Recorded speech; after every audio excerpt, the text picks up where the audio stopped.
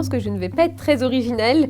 C'est Harry Potter. J'avais eu 8 ans, j'étais en CE2 et c'est mon maître qui l'avait recommandé. Donc moi j'étais rentrée voir mes parents en disant « Le maître il dit qu'il faut lire Harry Potter ». Et du coup, à Noël, mes parents m'avaient offert le coffret des 4 premiers Harry Potter. Je les avais dévorés et ensuite je me suis plus jamais arrêtée. Il y en a 2 en réalité, c'est quand j'étais au lycée. Donc il y en a un, c'est Pierre Bottero, avec la série Elana surtout. C'est même le premier auteur pour lequel j'ai séché les cours pour aller faire une dédicace, car elle était en dédicace dans ma ville. Je pense que c'est aussi vraiment avec lui que j'ai découvert l'imaginaire young adulte.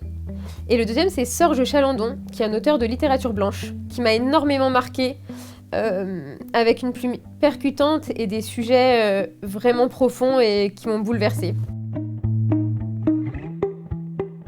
J'ai jamais eu une seule envie, je suis plutôt du genre à avoir beaucoup d'envies, beaucoup de rêves, beaucoup d'idées. Je pense que quand même la première envie, c'était celle d'être indépendante. Depuis toujours, j'ai toujours dit à mes parents qu'à 16 ans, je partirais de la maison. Alors j'ai attendu 18 ans, bien sûr, pour mes études, mais voilà, ça a été vraiment le truc de ma vie de vouloir être et rester indépendante.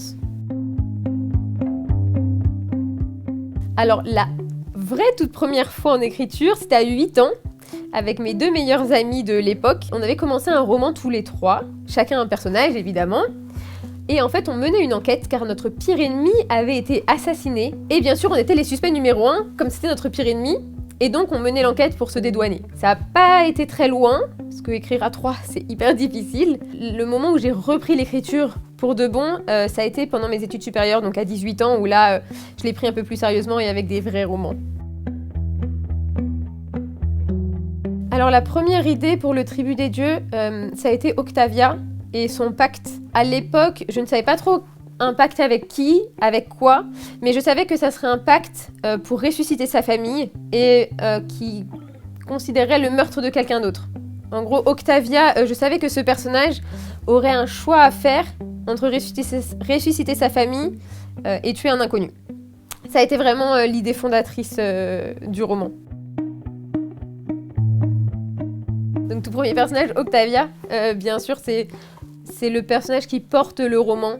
Et c'est moi, évidemment, version très extrême, mais c'est une partie de moi et de mon deuil. Du coup, elle est là depuis longtemps et je pense que c'était aussi une manière de tourner la page pour moi. Je pense que celui, en tout cas, qui m'a le plus marqué, c'est une bêta-lectrice qui avait perdu sa mère quelques mois avant de lire le roman et qui a été extrêmement touchée et émue. Et là, je me suis dit que j'avais réussi parce que c'est le but, le deuil, et c'est universel. Et moi, c'était vraiment ce que je voulais faire passer, l'émotion autour de ça.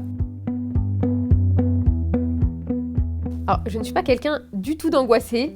J'ai pas d'angoisse liée à l'écriture du tout. J'ai un peu de pression, on va dire, là, à l'approche de la sortie, mais je suis pas du genre angoissée. Moi, je suis plutôt positive, donc...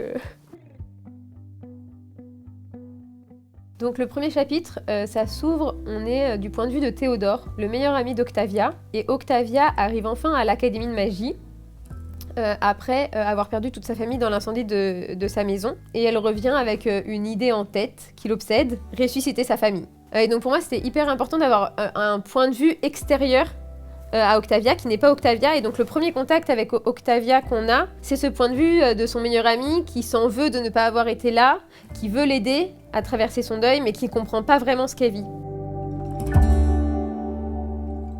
Le premier plaisir d'écrivain, c'est dur. Moi, j'adore écrire, mettre le point final, bien sûr, mais je pense que le premier plaisir, c'est d'être lu par quelqu'un d'autre, en fait.